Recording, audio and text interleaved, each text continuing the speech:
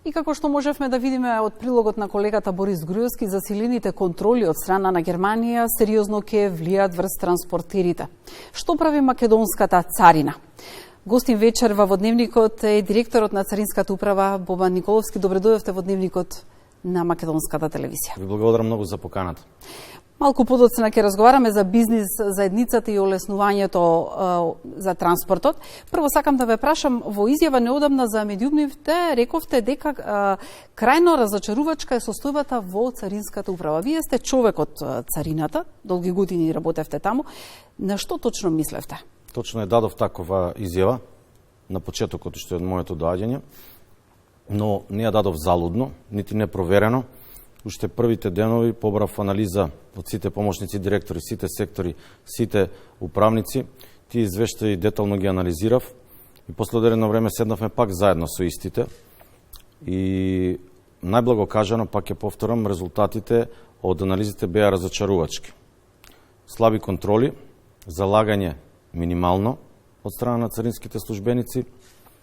Едноставно, Македонија не заслужува во моментов да има таква царинска управа, односно, поточно кажано, не заслужувала во изминатите 7-8 години да има ваква царинска управа како институција која што една од најбитните во државата на заполнење на буџетот и едноставно за чување на самата држава. За буџетот ќе ве прашам малку подоцна, меѓутоа што констатиравте во извештајот, дали има дисциплински поднесено пријави против вработени? Дисциплински пријави има поднесено, но тоа ќе ви кажам подоцна, по друг основ се.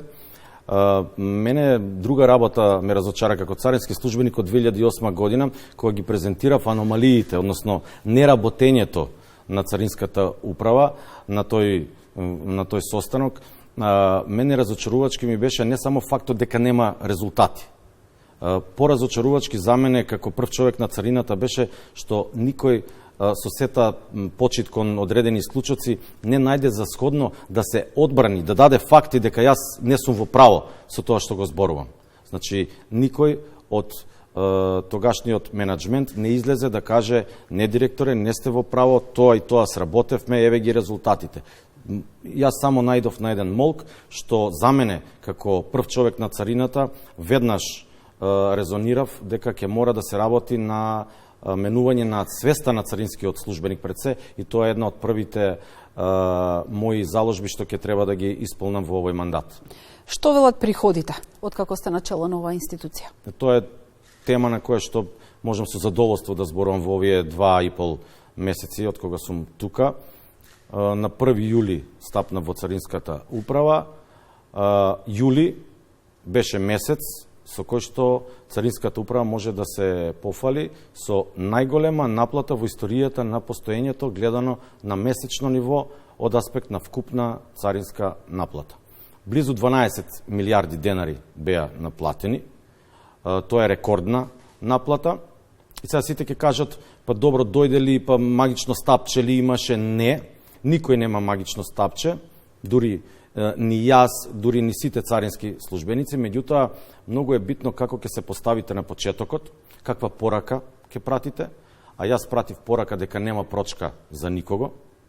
Со сите стопанственици успеав да поразговарам, да пратиме дури до некои дописи, писмено им се обративме, им ги кажавме нашите намери.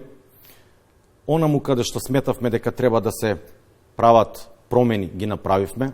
Овој успех со наплатата не го направивме со систем доаѓаш па сабља систем, како што некои порано го работеле, туку анализираме и кога правиме промени само со кадар за подобро функционирање на истата позиција.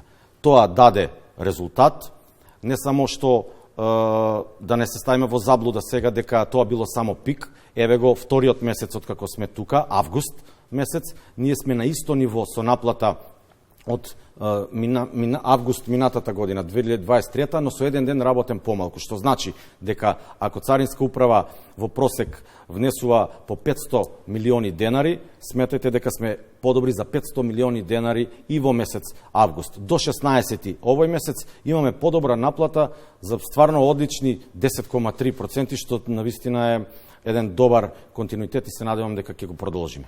Овие бројки кои што ги кажувате во однос на платата, сакам да го искористам тука и прашањето што се случува во однос на корупцијата. На граничните премини, вработените во царината, во јавноста има некој доем дека таму е најголемата корупција која што се наоѓа. Каква контрола имате вие таму? Дали досега извршивте контрола и што планирате да превземете за да се зголеми довербата кај граѓаните?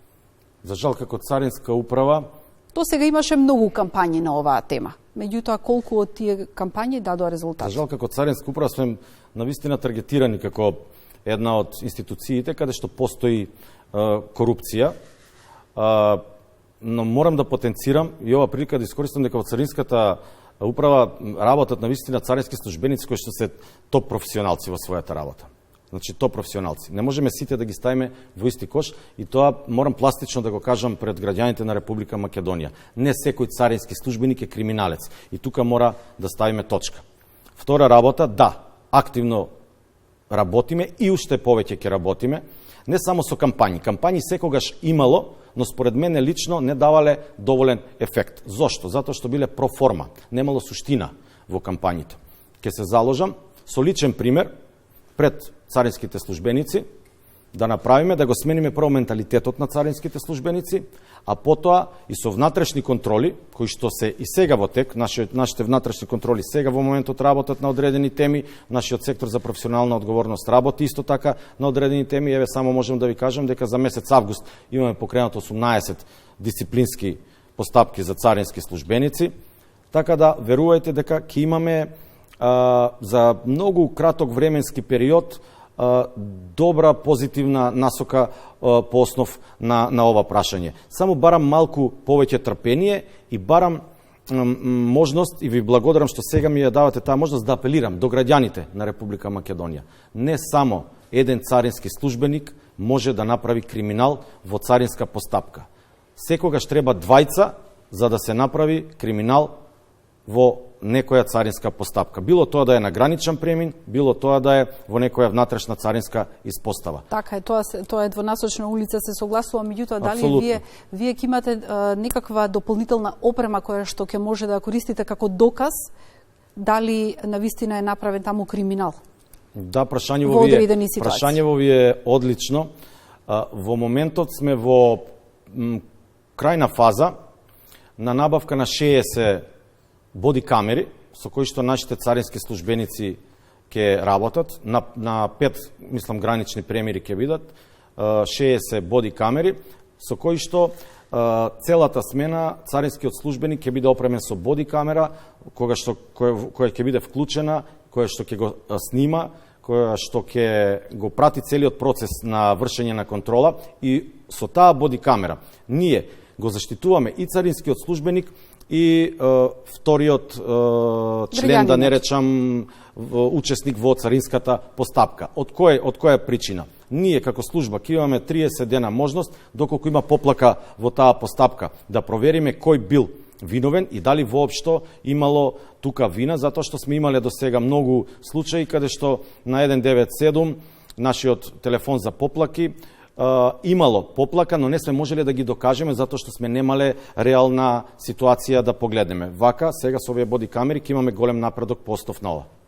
Така е. Ги споменавме на почеток на разговорот засилените контроли кои што доаѓаат од страна на најавите кои што доаѓаат од страна на Германија. Тоа сериозно ќе го отежне транспортот на македонските транспортери. Меѓутоа, што царината прави за да го олесни од друга страна транспортот?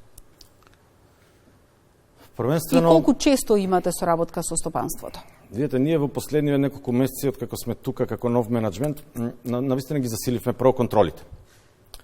Засилување на контроли, некои луѓе го перцепираат како стоење на стоката, поголем временски период задржување, меѓутоа некои луѓе тоа го перцепираат и од друга страна. Народов смета дека и треба да знае дека граничните премини не се патарина. Јас вчера стоев 35 минути, додека се вратам од Куманово од работа, во 18:30 часот, на патарина стоев 35 минути. Не може на граничен премин да се жалите дека стоите по 15 минути 20. Сакам да кажам дека правиме многу. Се отворивме многу како царинска управа од аспект на транспарентност. направивме средби со сите за кои што сметавме дека може да ни дадат информација, барање, мислење и да ги кажат нивните проблеми. Остваривме средба со Макам Транс, со господјата Билјана Муратовска, остваривме средби со многу асоцијации, со многу стопанственици, со многу стопански комори. Вчера за прв пат после 21 година го реактивирав советодавното тело при Царинската управа во кој учествуваат царински службеници, меѓутоа и сите стопански комори и асоцијации во Република Македонија, они беа вчудоневидени од брзината на нашето реагирање по основ на ова прашање. Што реагираме конкретно по основ на убрзување на царинската постапка со тоа што наши царински службеници беа во Хрватска, го гледаа системот за влез на граничните премини за убрзување на постапката по однос на влегување на граничните премини и на граничните терминали, по однос на ставање на електронска вага и електронска рампа. Што значи тоа? Тоа значи дека ќе се намали можноста за царинскиот службеник да делува на било каков криминоген аспект кон странката, кон возачот, а се намалува и време траењето на стоењето на самото товарно моторно возило при влез во Република Македонија. Тоа е еден навистина добар проект и се надеваме дека ќе го имплементираме за што пократок временски период, меѓутоа за ова треба трпение и средства. Се разбира на кој што сме добар план и да обезбедиме и да го имплементираме. Втора работа на која што работиме е видеонадзорот, електронски видеонадзор за кој што имам информација од колегите дека таков софистициран видеонадзор нема во североисточна Европа, има во Албанија со 50% капацитет од овој нашиот. Ово е веќе имплементиран на сите гранични премини, на сите царински испостави имплементиран видеонадзор, каде што истиот видеонадзор ни овозможува да ги читаме регистарските таблички на сите товарни возила. Да гледаме која патна лента е преоптоварена. Самиот систем ти дава ред алерт, црвено светло, дека оваа патна лента е преоптоварена, зошто не вклучите втора лента. Ти дава можност за бирање, да ги избереме по марка, по боја, по бренд возилата, да бараме возило и човек. Таа личност со име и презиме и марка на возило, колку пати поминала во тој и тој месец. И некои други работи за кои што, морам да кажем, се навистина софистицирани, меѓутоа не можам ни премногу да отворам во јавноста. Практично ќе бидете дури и од корист во одредени истраги, предпоставувам. Апсолутно да, и ќе бидеме од корист и на други институции. И на други институции за кои што имаме, например, прекрасна соработка. Тоа сакам да ве прашам, каква е соработката со останатите институции кои што се во тесна соработка, нели, со царината? Ако порано имавме информации дека МВР и Царинска управа се однесувале како наводници рогови во вреќа, ние имаме прекрасна соработка и можем да ви кажем дека за 10 дена, 15 може да се случи да го завршиме подпишувањето на новиот меморандум и протоколот за работа со БЈБ.